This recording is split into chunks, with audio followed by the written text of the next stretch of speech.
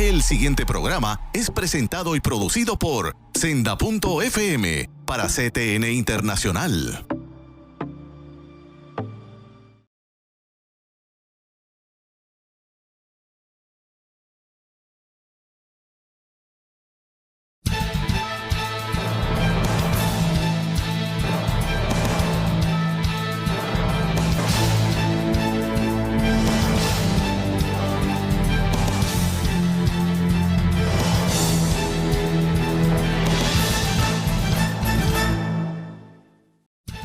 Saludos amigos de Alerta Cristiano, qué alegría me da compartir con ustedes una semana más, un día compartiendo con ustedes en sana armonía y entrando a los temas que nos incumben de manera urgente, sobre todo el tema que queremos tocar hoy. Pero como siempre lo hacemos, Eduardo García Resach para servirles, cristiano, abogado en la práctica privada, casado por 44 años con María Esther Ojeda, padre y abuelo feliz. Amigos, Alerta Cristiano. La palabra de Dios nos dice en Proverbios 29:2, cuando los justos gobiernan, el pueblo se alegra, pero cuando los perversos están en el poder, el pueblo gime. Amigos, tengamos en mente esta palabra, porque hoy vamos a ir tocando un tema que de alguna manera va a ser presente esta palabra de Dios.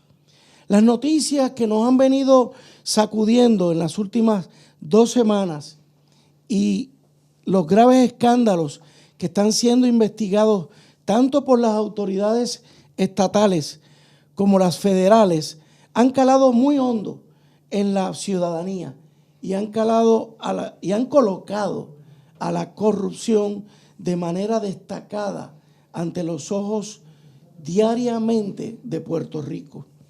Día a día, ante nuestros ojos, la decadencia de la administración pública y la poca credibilidad que tienen nuestros gobernantes y políticos establecen un patrón de corrupción en donde la ciudadanía ve cómo el amiguismo y las conexiones políticas corroen y corrompen a políticos de un color y del otro.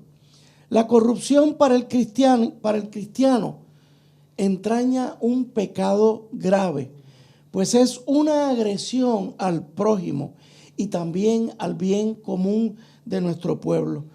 Aunque de carácter más general, 2 de los 10 mandamientos engloban este tipo de actuaciones. Concretamente, el que dice, no codiciarás los bienes ajenos, y el que sin ningún miramiento afirma que no robarás. Además de ellos, la Biblia está repleta de alusiones muy explícitas a una corrupción que se asemeja mucho a la que está destruyendo a Puerto Rico y en las que se marca el camino que el justo debe seguir. El profeta Isaías ya aseguraba 8 siglos antes de Cristo que el que rehúsa ganancias fraudulentas, el que se sacude la palma de la mano para no aceptar soborno, el que se tapa las orejas para no oír hablar de sangre y cierra sus ojos para no ver el mal, ese morará en las alturas, subirá a refugiarse en la fortaleza de las peñas, se le dará su pan y tendrá el agua segura. Así nos dice Isaías en su capítulo 33 del 15 al 16. Y en el libro del Levítico también vemos, no hurtaréis, no mentiréis, ni os defraudaréis unos a otros. En él igualmente aparece que no haréis sentencias injustas, ni cometeréis injusticias en pesos y medidas. Dice, tened balanza y medidas exactas. El Deuteronomio, otro de los grandes libros del Nuevo Testamento, del Antiguo Testamento, debo decir, muestra referencias claras. No torcerás el derecho, No harás acepción de personas. No aceptarás soborno, porque el soborno cierra los ojos de los sabios y corrompe las palabras de los justos. En otro punto escribe que maldito quien acepte soborno para quitar la vida a un inocente. También el libro de los Salmos contiene distintas referencias a esta lacra. No morará en mi casa quien cometa fraude. No juntes mi alma con los pecadores, ni mi vida con los hombres sanguinarios, que tienen en sus manos la infamia y su diestra repleta de soborno. Así lo vemos en el Salmo 26, en su versículo 10. En el libro de Samuel, por ejemplo, se citan también los presentes como agasajo para conseguir favores. Dice, sus hijos no siguieron su camino, fueron atraídos por el lucro, aceptaron regalos y torcieron el derecho. El profeta Daniel tiene un mensaje para un colectivo cuestionado, envejecido en la iniquidad. Ahora han llegado al colmo los delitos de tu vida pasada, dictador de sentencias injustas, que condenabas a los inocentes y absolvías a los culpables. En Lucas aparece un pasaje de Juan el Bautista, al que acudieron muchos a bautizarse, entre los que había personas que no actuaban cumpliendo las normas. El pasaje dice así: preguntáronle también unos soldados, ¿y nosotros qué debemos hacer? Él les dijo, no hagáis extorsión a nadie, no hagáis denuncias falsas y contentaos con vuestra soldada. En Mateo se cuenta que los sumos sacerdotes sobornaron a los guardias que custodiaban el sepulcro cuando Jesús resucitó para que no dijeran la verdad. Hermanos, de tapa a tapa en la Biblia vemos cómo el Señor nos pide que vivamos como justos. Ante las situaciones que está viviendo nuestro país, hemos querido tener un programa bien especial con unos hermanos a los que amo entrañamente, porque llevo años con ellos trabajando juntos en todo este tema de la protección de los valores, de las cosas fundamentales de nuestra fe y buscando el bienestar de nuestro pueblo. Quiero darle la bienvenida al doctor César Vázquez. César, hacía tiempo que no estaba conmigo aquí. Hacía tiempo. Saludos a todo tu público. Amén. Juanma, tú estuviste conmigo como en 5 programas hablando de la ley promesa, pero de eso hace ya antes de María. Bienvenido. Muchas gracias, Eduardo, César, y a todo el público que nos está viendo y nos está escuchando hoy. Qué bueno. Vamos a entrarle al tema. El tema de la corrupción parece no terminar, César. Se habla tanto de ese tema, pero pocas veces los cristianos nos ponemos a profundizar en el mismo. Conocemos la palabra de Dios. Yo te pregunto, César, ¿qué actitudes llevan a la corrupción? ¿Tú quieres saber lo que hay en el corazón de alguien? Dale poder. Y la realidad es que, ¿qué evita cuando tenemos el poder? Que lo usemos para nuestro beneficio. Y ahí está la conciencia de cada persona, porque no podemos tener un policía detrás de cada individuo. El policía que todos tenemos es nuestra conciencia, lo que nos dice que hay que hacer lo que es correcto. Y es interesante, en este asunto de la conciencia hay gente que funcionan con 2 programas diferentes, ¿verdad? Esto es como Mac y Windows. Hay gente que actúa y hacen el bien por el miedo a las consecuencias de que los cojan haciendo el mal. Y esto es como cuando alguien se arrepiente y se arrepiente porque lo cogieron. Claro. Y claro, no le queda más remedio que arrepentirse. O como alguien que se arrepiente porque llega a la conclusión de que lo que hizo es equivocado y quiere hacer el bien. Y entonces, la otra motivación es la gente que hace el bien por la sensación de bienestar que provoca cuando hacemos las cosas bien. Cuando hablamos de la corrupción, estamos hablando de gente que está en posiciones de poder y utiliza esas posiciones de poder para beneficio propio de manera ilegítima. Porque hay maneras legítimas, ¿verdad? La Biblia habla de que no pondrás bozal al buey que trilla. Pero la corrupción tiene que ver con la moralidad, con no desear lo que no es tuyo, lo que es del prójimo, con no robar y con no mentir. Y este problema de la corrupción pues se da a todos los niveles donde alguien tiene poder. Estamos hablando aquí de la corrupción a nivel de gobierno.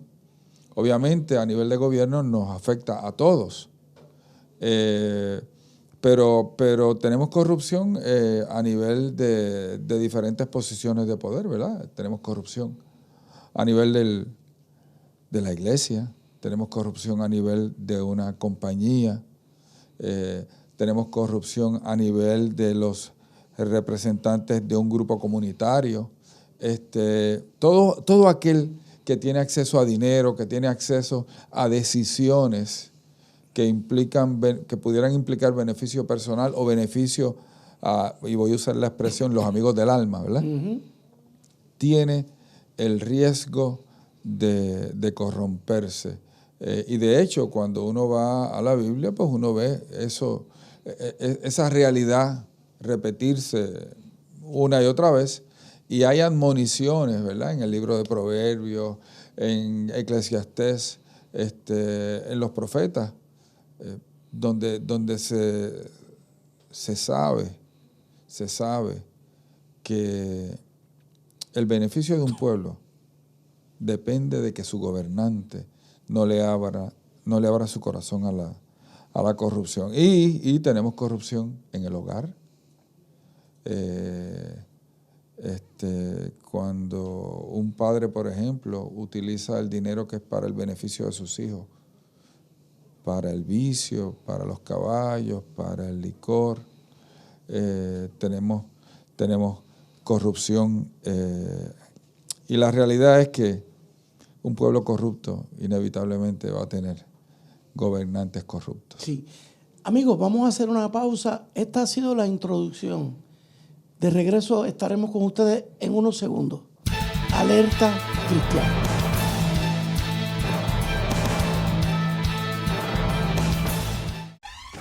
La mayor selección de música cristiana.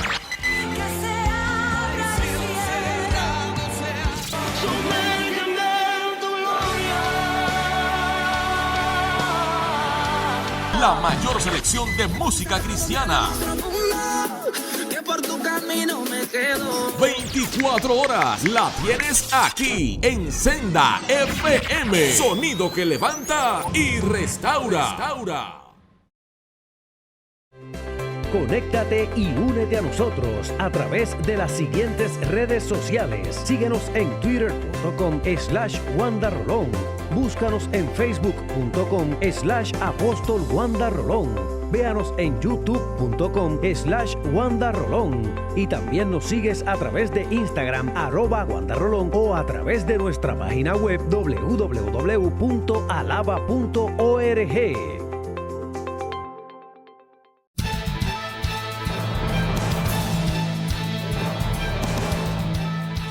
De regreso con ustedes, amigos de Alerta Cristiano. El tema de la corrupción gubernamental que nos arropa, que nos afecta diariamente, amigos, tiene un precio, tiene un costo para nuestra sociedad. En este famoso libro de Corrupción e Impunidad en Puerto Rico, de un periodista muy respetado, Antonio Quiñones Calderón, publicado en el 2014. Es interesante, amigos, porque apenas comienzo, él habla, y miren esta cita.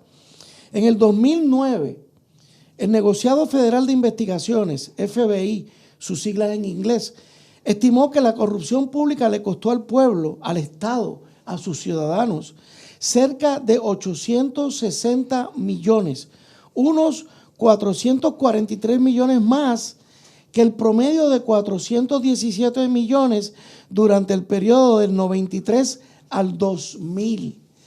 Del 93 al 2000, el promedio anual eran 417 millones. Amigos, eso fue en un año. 860 millones en el 2009. No tenemos los cálculos de lo que está costando del 2009 para acá. Pero amigos, miren cómo apenas lo que eran 8 años llega a ser el costo de un solo año.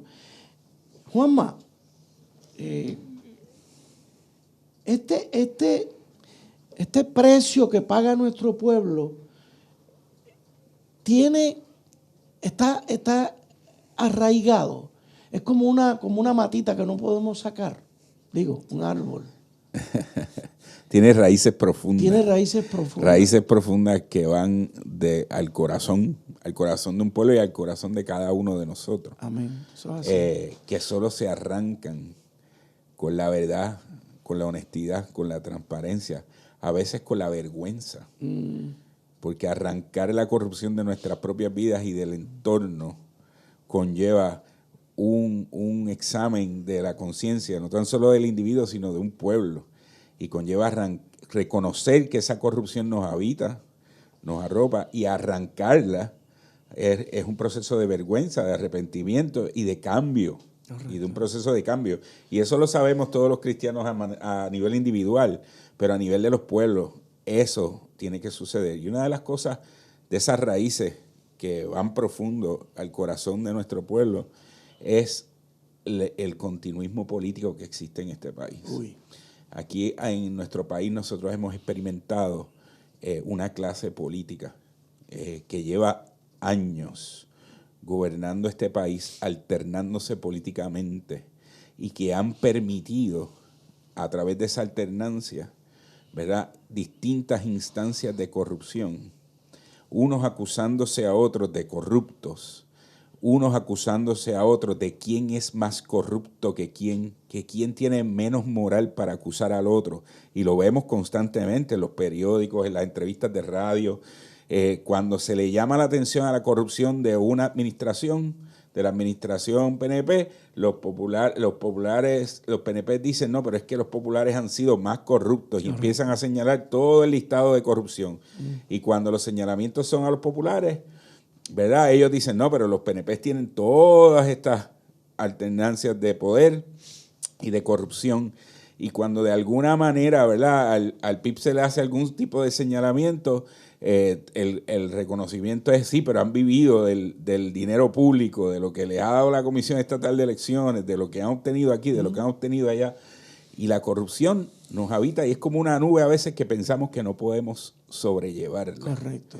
Y eso tiene un costo para el país, un costo en credibilidad, un costo para nuestro país en dinero, en capacidad de poder desarrollarnos. ¿Por qué? Porque no se busca el bienestar del país, se busca el bienestar de esos partidos políticos y de los que proponen que esos partidos políticos estén al frente, de esa economía que los rodea, de el sector privado que le conviene esa alternancia política porque la dominan, de esos sectores de la sociedad que con sus donaciones dominan esa alternancia política. Estás hablando un poquito del inversionismo político. Pues claro, es más fácil controlar dos partidos políticos por medio, ¿verdad? Más fácil controlar dos. Y en ese sentido todos sabemos en este país, ¿verdad?, distintas estructuras privadas, de corporaciones privadas que hacen negocios, bufetes de abogados, corredores de seguros, firmas de construcción, todo ese inversionismo político que tienen en sus estructuras internas gente afiliados a un partido y al otro, y cuando un partido sube, esas son las personas que dominan esas estructuras en lo privado. Así que tenemos una corrupción tanto en el gobierno como una corrupción alrededor en las estructuras privadas que viven del dinero público. Y en ese sentido, eso es algo que este país tiene que reconocer, y no tan solo reconocer, sino que tenemos que batallar contra eso para poder empezar el proceso de reconocimiento de la vergüenza, del arrepentimiento y de batallar contra esa impunidad que existe. Correcto. Así que eso es importante hablarlo, traerlo a la luz. La corrupción no es tan solo de los partidos políticos, es también de toda una estructura privada sistema que se alimenta de ella. Aquí se ha acuñado una costumbre interesante. Cambia el partido en el poder y a los días, de la misma manera que cuando llueve empiezan a salir los hongos, a los días se empiezan a radicar en el Departamento de Estado nuevas corporaciones que cuando ese partido adviene al poder el próximo enero, de momento empiezan a lograr contratos con gobierno. Interesantemente, son corporaciones que no tienen ningún expertise particular, pero se convierten en intermediarios. Hay que construir algo, yo te doy una cotización, tengo gente dentro del sistema que me va a decir lo que otros van a cotizar, yo me gano la cotización, subcontrato el trabajo, y empiezan lo que llaman las órdenes de cambio. Y de momento, lo que iba a costar X, cuesta 3 veces eso. Y para que tengan una idea, la obra de infraestructura más cara en Puerto Rico fue el tren urbano. La cotización inicial del tren urbano fueron $800 millones. Terminó costando 3 veces eso, 2.400 millones. Y tú te preguntas, cuando tú miras lo que está construido, ¿dónde está? Y eso es el inversionismo político. De hecho, me acuerdo en un momento dado cuando esta persona que había sido presidente o que era presidente de una compañía de seguros importante en Puerto Rico dijo, con su boquita de comer, en público, estoy citando algo que ocurrió en público, dijo, nosotros le dimos $100,000 a este partido y le dimos $100,000 a este otro partido para la campaña política. Así que no importa quién ganara, ya ellos tenían la conexión hecha, o sea, ellos iban a tener acceso a contratos del gobierno. ¿Por qué? Porque ya habían comprado ese acceso con financiamiento de la campaña política. El costo que tiene es la quiebra de un país. Eso.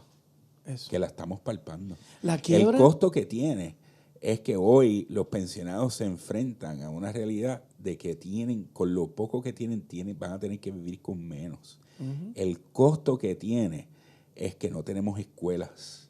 El costo que tiene es que los maestros tienen que pagar las tizas, los materiales.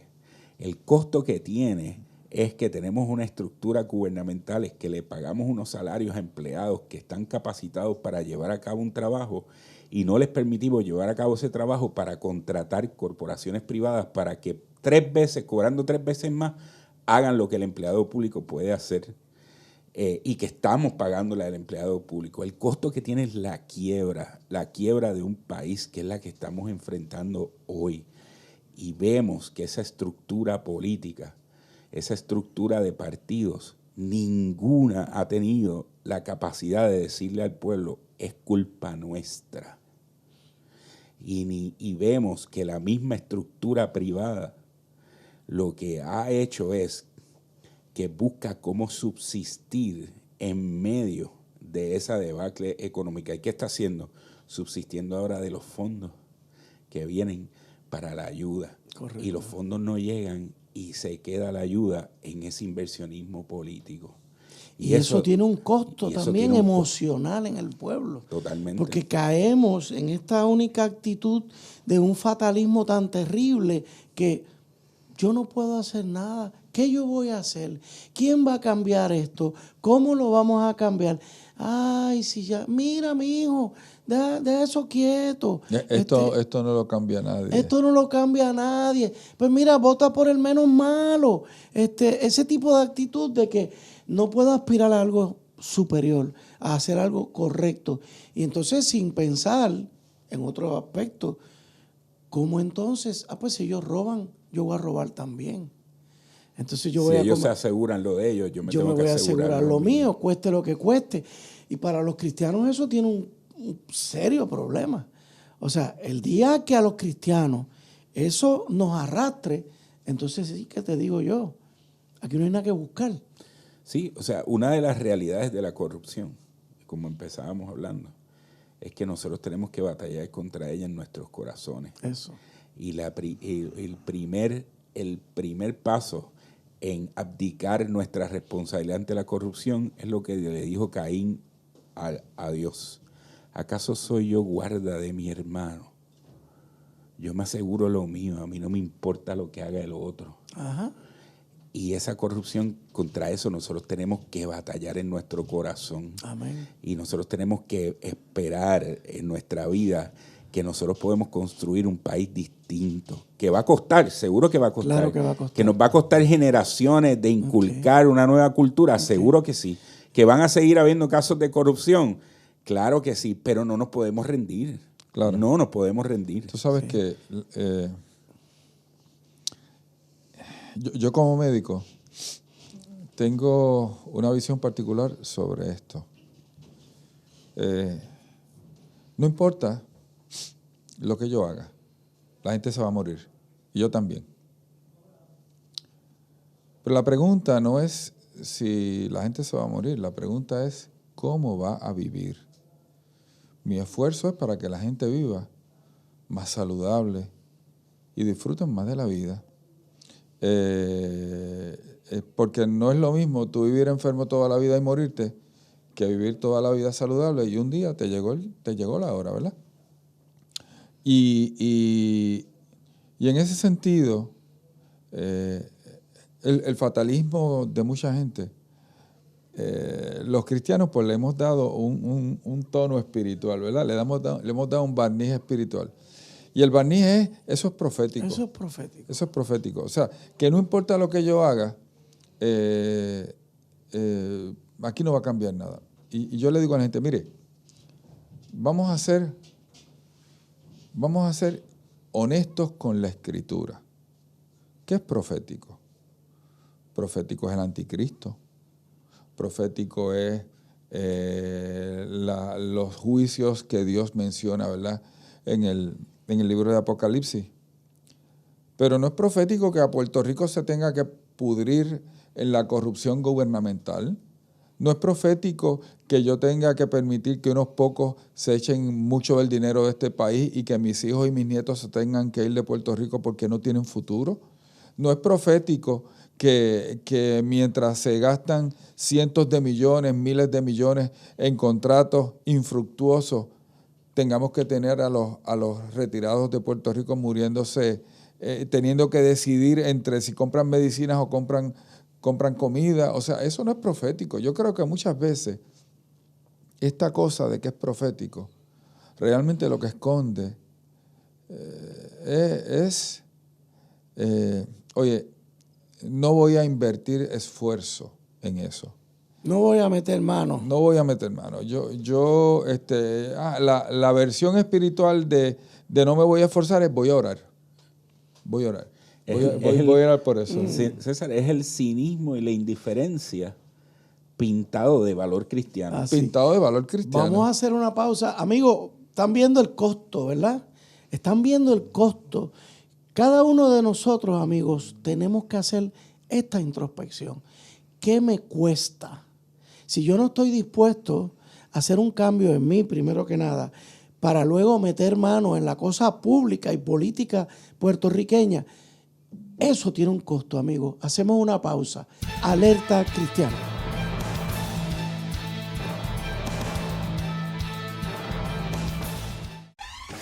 La mayor selección de música cristiana. Que se abra el cielo.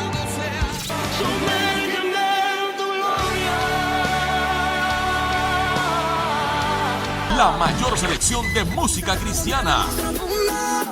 Que por tu camino me quedo. 24 horas la tienes aquí en Senda FM. Sonido que levanta y restaura.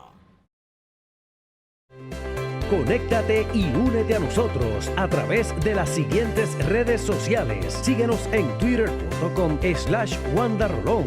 Búscanos en facebook.com/Apóstol Wanda Rolón. Véanos en youtube.com/WandaRolón. Y también nos sigues a través de Instagram @WandaRolón o a través de nuestra página web www.alaba.org.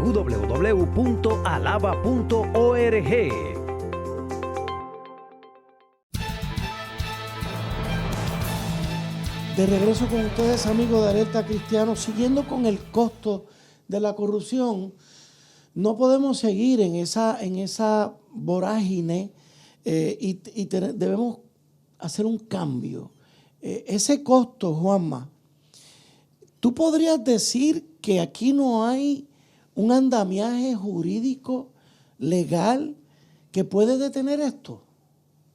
Bueno, claro. ¿O hay un andamiaje? Claro que existe. Claro que existe. Lo que falta es la voluntad. La voluntad. La voluntad de ponerlo en práctica. Lo que falta es la idea, el entender profundamente la responsabilidad que tenemos cada uno de los puertorriqueños de poner en práctica la verdad y la honestidad desde cada uno de los puestos públicos que se ejercen. Si cada juez en este país asumiera su responsabilidad ante la verdad y la justicia y entendiera que no tan solo le va a dar cuentas a los que tiene al frente, que no tan solo le va a dar cuentas a los ciudadanos, sino que su puesto le da cuenta a alguien que le trasciende, ¿verdad? Y no estoy llamando aquí a la cristiandad de todos los jueces, pero sabemos que el ministerio que llevan a cabo no es simplemente para los que tiene al frente, correcto, sino que tanto lo que hace a la luz como lo que hace detrás, ¿verdad?, va a ser juzgado en su vida, ¿verdad? Así como juzgan nuestros jueces y juezas en este país. Existe, lo que hace falta es la voluntad de llevarlo a cabo. Un ejemplo básico: nuestra Constitución claramente dice que aquí no se puede aprobar presupuestos desbalanceados. Aquí hay todos los presupuestos que se aprueben en este país tienen que estar balanceados, y la Constitución lo dice, y eso es lenguaje claro. Lenguaje claro. Entonces usted dirá, si nuestra Constitución exige un presupuesto balanceado y nuestra Constitución exige que las obligaciones se paguen, ¿verdad? ¿Cómo es que hemos llegado a la quiebra? Pues mire, es una simple y llana contestación. No hubo voluntad de poner en práctica esas disposiciones legales por ninguno de los partidos políticos que nos ha gobernado hasta el día de hoy. Y empezó por un proceso donde empezaron a hacer interpretaciones legales, ¿verdad? Casi parecían elucubraciones mágicas. La llamada deuda, ¿verdad?, extraconstitucional. Y todos estos términos de deudas extraconstitucionales, ¿verdad?, que un partido le impugnó cuando vino el primero que trató de inventarse eso, el otro partido lo impugnó, y cuando vino al poder siguió emitiendo deuda extraconstitucional. Hizo lo mismo. ¿Por qué? Por conveniencia. Pero aquí existe en este país las estructuras gubernamentales, la legislación, y podemos mejorarla, traer mayor legislación de transparencia en los asuntos de gobierno. Vivimos en una era de Internet donde todos los asuntos pueden estar públicos, disponibles para todo el que lo quiera examinar, donde la prensa no tenga que llevar pleitos cada vez que quiere buscar documentos, ¿verdad? Donde pueda haber una apertura completa al país del negocio gubernamental y que sea totalmente transparente. Esos asuntos que se pueden mejorar y que pueden traernos una mejor gobernanza y porque lo cierto es que nosotros como cristianos sabemos que todos podemos cometer un acto de corrupción. Nada nos exime de cometer un acto de corrupción, ¿verdad? ¿Qué nos exime? el temor que tengamos en nuestro corazón de hacer lo correcto, de ese hacer el bien. autogobierno. Y el saber también, hay gente que necesita saber que tiene que darle cuentas a otros. Correcto. Y eso nos guarda de cometer actos de corrupción. Y usted dirá, pues es hipócrita porque lo haría de todas maneras. No, no es tan hipócrita. Es que también nuestro corazón necesita un guarda. Sí, es un guarda de nosotros mismos. Correcto. ¿Verdad? Correcto. Y nosotros debemos ser los primeros en buscar que en todos los lugares que nosotros tengamos poder haya alguien que vele sobre nosotros y esté dispuesto a decirnos, mira, por ahí no, cuídate, acuérdate, endereza. Esto no. Como nos decían nuestros viejos, sí. Oye, enderezate. Es la realidad. Nuestros actos tienen consecuencias. Nuestros actos tienen consecuencias. O sea, eso fue lo que Dios le dijo a Caín. El mal está a tus puertas y tú decides. Y tú enfrentas las consecuencias. Y otra de las razones por las cuales nosotros tenemos un problema de corrupción es por la impunidad. Eso. Porque la gente no enfrenta las consecuencias. Porque la gente lo hace mal y los premian. Y los recompensan. Y los excusan. Y los esconden. No solo eso. Ahora la gente lo hace mal. Los cogen. Van a la cárcel y cuando salen se convierten en comentaristas en televisión y en radio. Y recompensamos al que lo hizo mal por haberlo hecho mal. Y eso es un problema nuestro. Y lo hemos visto con diferentes personas que han sido convictos de actos de corrupción gubernamental. Aquí, por ejemplo, tenemos varios organismos. Tenemos ética gubernamental. Ética gubernamental, pues,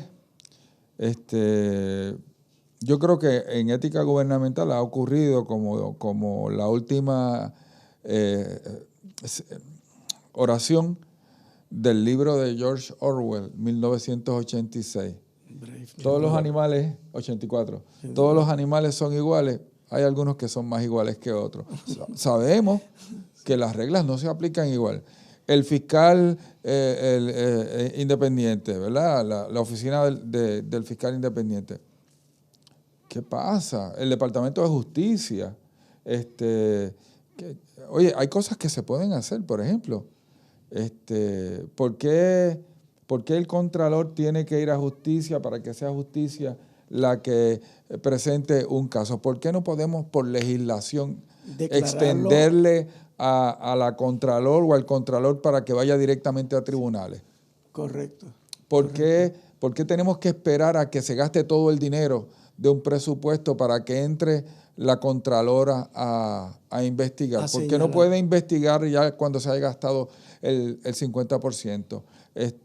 Por ejemplo, aquí se supone que todos los contratos públicos estén registrados en el Contralor, pero a cada rato surge que alguien tiene un contrato que recibió dinero, pero no estaba en el Contralor. ¿Por qué? ¿Por qué en Puerto Rico se permite que se hagan, que contratos con dinero público tengan cláusulas de confidencialidad? Eso. Mire, no, si usted hace negocio con dinero público, usted tiene que poner todas sus cartas sobre la mesa. No puede haber, de hecho ahora mismo en una discusión que hubo recientemente creo que fue en la Cámara de Representantes, en la Comisión de Salud, el mismo representante le cuestiona a CES por qué usted tiene cláusulas de confidencialidad, por qué usted no puede decir a qué compañía de seguro se le han impuesto unas multas. Eso. Y entonces, de momento, nos damos cuenta de que, como dice mucha gente por ahí, el que hizo la ley hizo la trampa. Pero Juanma trae algo que es fundamental. Los sistemas, las leyes, son puestos en funcionamiento por personas, por hombres y mujeres. Y es en última instancia la integridad, la honestidad, la inclinación a hacer el bien del funcionario público el que hace que el sistema funcione. Porque de otra manera podemos tener todos los organismos de fiscalización, podemos tener todas las leyes, y si la gente no es honesta, correcto, el sistema no funciona. Sí. En última instancia, esa es la realidad. Importante. Yo creo, por ejemplo, que los médicos tendremos que dar cuentas a Dios, porque Dios ha puesto en nuestras manos algo tan fundamental como lo es la vida. Yo creo que los jueces, los fiscales, un día van a tener que dar cuentas a Dios por sus hechos personales, pero también por lo que hicieron cuando tuvieron ese poder de administrar la justicia. Porque en ese sentido son ministros de Dios. De hecho, Pablo lo dice así, de manera clara, abierta, en el capítulo 13 de Romanos. Y yo creo que el que gobierna tiene la vida del pueblo en las manos. Si se viera a sí mismo, no como alguien que tiene que responder a las presiones de un partido o a las presiones de unos inversionistas políticos, sino como alguien que algún día tendrá que darle cuenta al Dios del universo de lo que hizo. Yo creo que la gente tendría, la Biblia dice que con el temor de Dios los hombres se apartan del mal. La realidad de que algún día, no importa el poder que yo tenga, yo voy a tener que darle cuentas a Dios. Pero antes de introducir el hilo al cuarto y último segmento, yo quiero utilizar la palabra de Dios una vez más. Jeremías 29, en su versículo 11 nos dice: porque yo sé muy bien los planes que tengo para ustedes, afirma el Señor, planes de bienestar y no de calamidad, a fin de darles un futuro y una esperanza. Yo creo que no podemos seguir en ese fatalismo, y yo creo que, como bien Juanma dice, ahora hay que pagar otro precio. Hay que pagar el precio del sacrificio por el país, hay que pagar el precio de un cambio de conciencia, hay que pagar el precio de un pararme firme y decir: basta ya, esto se acabó, hasta aquí llegó. 2019, 2020, Puerto Rico no va más hacia esa ruta. Tenemos que empezar ya a que nuestro pueblo cambie el timonel, cambie el giro que lleva, porque no solamente estamos quebrados económicamente, casi estamos cayendo a una quiebra total moral. Y para mí la esperanza y la responsabilidad, como siempre lo señalo en este programa, está en los cristianos. Si los cristianos hoy no nos ponemos de pie a hacer lo que tenemos que hacer, no quiero pensar en eso, hermanos. Hacemos una pausa y continuamos con el cuarto segmento. Alerta Cristiana.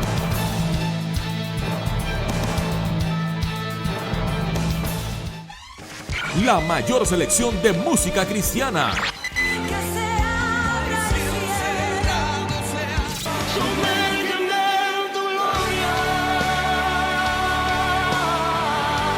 La mayor selección de música cristiana. Que por tu camino me quedo. 24 horas la tienes aquí en Senda FM. Sonido que levanta y restaura. Conéctate y únete a nosotros a través de las siguientes redes sociales. Síguenos en twitter.com/WandaRolón. Búscanos en facebook.com/Apóstol Wanda Rolón. Véanos en youtube.com/Wanda Rolón. Y también nos sigues a través de Instagram @Wanda Rolón o a través de nuestra página web www.alaba.org.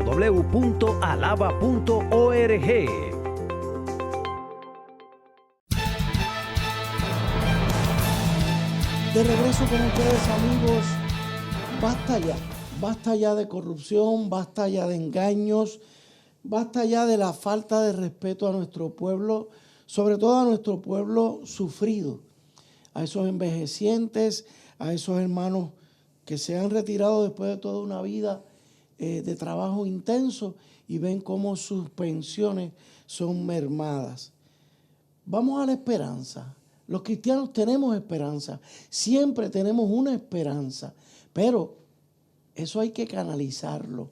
Recientemente tuvimos una gran noticia de una encuesta que ha realizado la Universidad del Sagrado Corazón, donde pone en un porcentaje tan alto el alto sentido que el pueblo puertorriqueño tiene de la familia. Para nosotros, ese sentido de prioridad que tiene la familia es la esperanza mayor, porque desde ahí es que nacen nuestros valores, donde cultivamos que nuestros hijos sean hombres y mujeres de bien. Juanma, ¿te parece? ¿Hay esperanza en esto de la familia? Bueno, seguro que sí.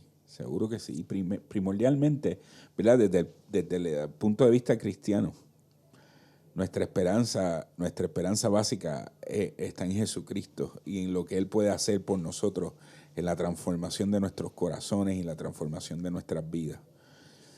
Pero es importante también que esa transformación para todo cristiano conlleva un efecto en el lugar donde habita. ¿Verdad? Jeremías 29 nos habla claramente de cuando el pueblo de Israel iba a estar en cautiverio en Babilonia, en medio de una ciudad corrupta, en medio de una ciudad y de un imperio que más poder absoluto que aquel imperio muy pocos han tenido a través de la historia. Dios le hacía un llamado a aquel pueblo de Israel a habitar en medio de esa ciudad y procurar la paz de esa ciudad. Así que la transformación del corazón de todo cristiano conlleva esa esperanza que está en Dios, esa esperanza que está en Jesucristo, conlleva un efecto en el lugar en que habitamos. Y nosotros hoy habitamos en Puerto Rico. Y el efecto que tiene que tener nuestro vivir es a través de esa familia. A través de nuestra familia es que nosotros procuramos la paz de la ciudad, a través de inculcar el valor al trabajo, el valor por la familia, por la crianza de nuestros hijos, el tener la capacidad de criar nuestros hijos conforme a nuestros valores y conforme al respeto que produce el que nosotros sabemos que somos dignos porque Dios nos ha hecho dignos, ¿ok? El valor al trabajo, el valor al respeto, el valor por la familia, por el cuidado de nuestros hijos, por la crianza de nuestros hijos, el valor por la verdad en medio de la familia. Y esta encuesta del Sagrado Corazón lo que nos dice es que el pueblo de Puerto Rico todavía confía en que la familia es la institución que va a estar ahí por nosotros cuando las cosas se ponen duras. Así es. Cuando la cosa se pone difícil es la familia la que está ahí. Y eso no es un ideario teórico, es que lo hemos comprobado a través de cada momento en nuestra historia donde la cosa se ha puesto difícil. Quien primero ha sacado la cara por nosotros es nuestra familia. Amén. Son nuestros hijos, nuestros padres, nuestros abuelos y nuestros primos y nuestros nietos y esa familia extendida puertorriqueña.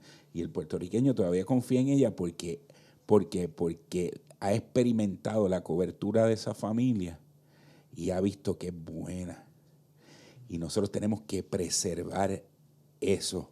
Cualquier estructura social o cualquier acción gubernamental que vaya a quebrantar esa estructura familiar es un ataque al pueblo de Puerto Rico.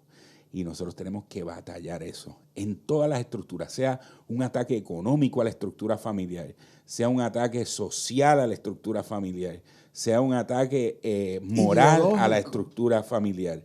Nosotros tenemos que batallarla porque esa es la estructura que nos va a permitir tener esperanza en el país de que vamos a poder procurar la paz de la ciudad a través de la familia. Y la familia se convierte en ¿qué? En comunidad.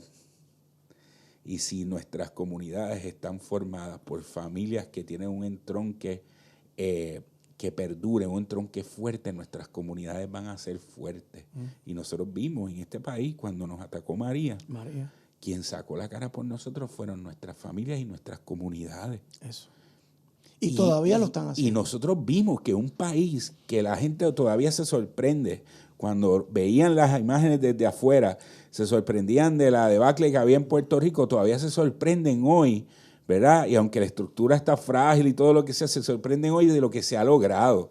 Y lo que se ha logrado en este país se ha logrado por las comunidades, que este país que se tiraron, formadas por familias, que se tiraron a la calle a limpiar, a buscar productos para poder sobrevivir, a buscar agua, a buscar todas las circunstancias, ¿verdad? La ayuda internacional fue, ¿verdad?, a través de un sinnúmero de organizaciones sin fines de lucro, a través de la iglesia, pero eso se hizo realidad porque habían unas comunidades fuertes en este país. Imagínense si esas comunidades todavía las fortalecemos más.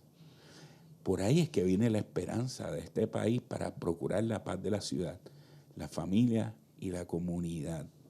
Y eso va a conllevar trabajo, esfuerzo, dedicación, cambiar la ruta de un país que lleva caminando hacia un lugar por unos años. Cambiar esa ruta cuesta, pero nosotros no nos podemos rendir.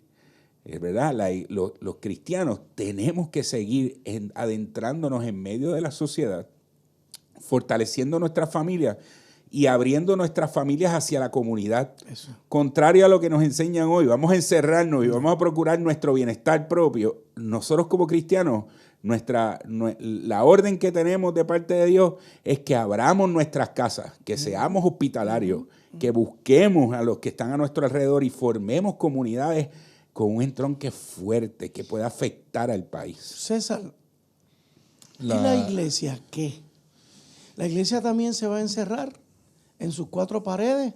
Bueno, de hecho, en la respuesta al huracán María, la iglesia estuvo presente desde el primer día. O sea, se fueron los vientos del huracán, pastores, sacerdotes, miembros de la iglesia se tiraron a la calle. ¿Y por qué esa apertura no puede continuar haciéndole frente a ese vendaval, a ese huracán que hemos llevado ya un rato en este programa, que nos está afectando más que el mismo María? Claro, porque por la idea esta de que participar en el proceso político de alguna manera es malo.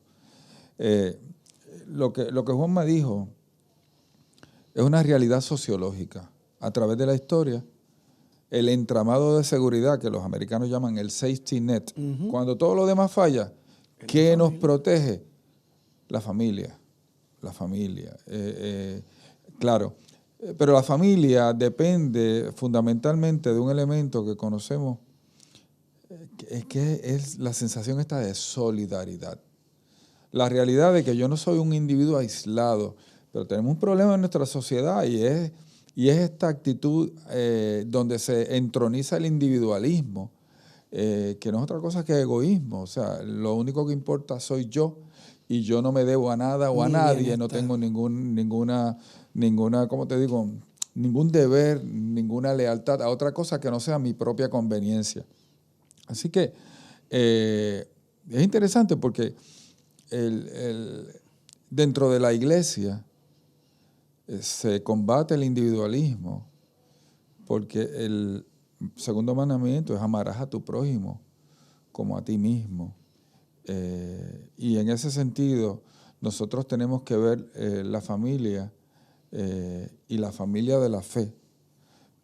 Y una iglesia que trabaja para fortalecer la familia es una iglesia que se beneficia a sí misma. De hecho, yo creo que una de las consecuencias inevitables de que un hombre o una mujer se encuentren con Dios es que reafirmen y fortalezcan su compromiso hacia su familia, hacia sus padres, hacia sus hermanos, hacia sus hijos, hacia su matrimonio.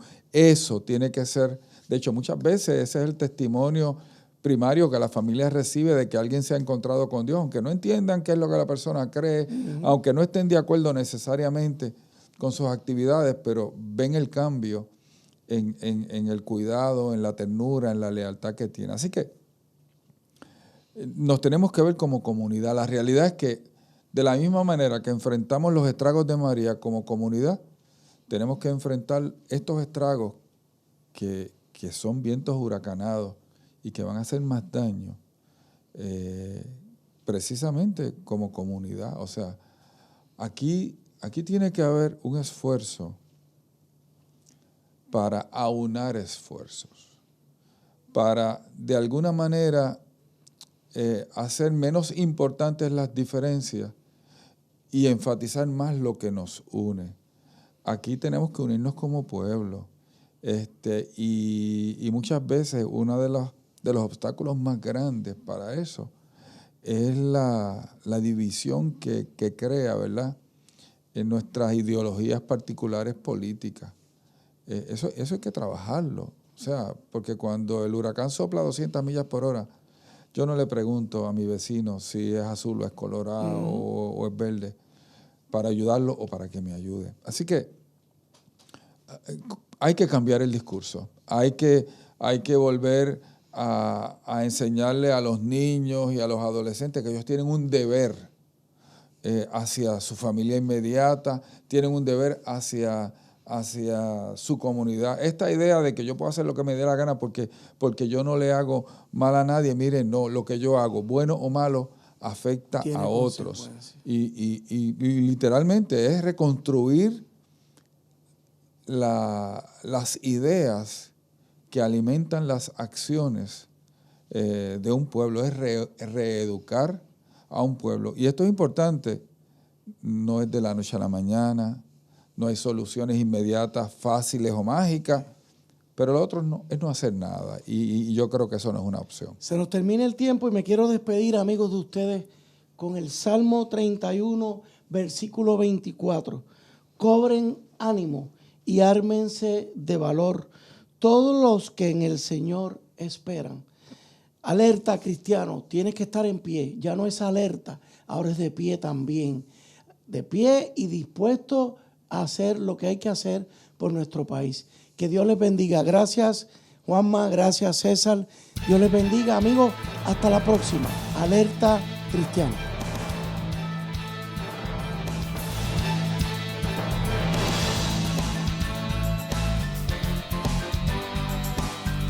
El pasado programa fue presentado y producido por Senda.fm para CTN Internacional.